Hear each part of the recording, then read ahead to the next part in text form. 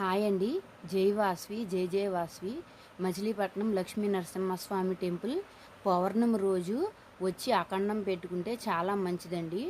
ఒక కోరిక కోరుకోవాలి, కోరుకుని అఖండం పెట్టుకుంటే చాలా మంచిది. శత్రు బాధలు ఉన్నవారు కంపల్సరీగా అఖండం పెట్టుకోండి. వాళ్ళు మిత్రులుగా మారతారు.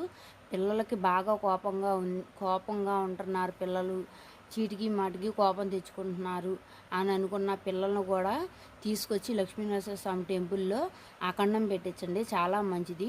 ఐశ్వర్యం కావాలి అంటే అఖండం పెట్టుకోండి, వచ్చి చాలా మంచిది. అనారోగ్య సమస్యలు ఎవరన్నా బాధపడుతుంటే వాళ్ళు కూడా లక్ష్మీనరసింహస్వామి టెంపుల్కి వచ్చి అఖండం పెట్టుకోండి.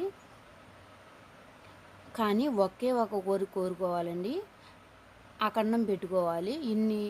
ఇన్ని నెలల్లో చేస్తానని మనం అనుకుని అన్ని నెలల్లో చేయొచ్చండి. మీకు గనక అఖండం గురించి అన్న వివరాలు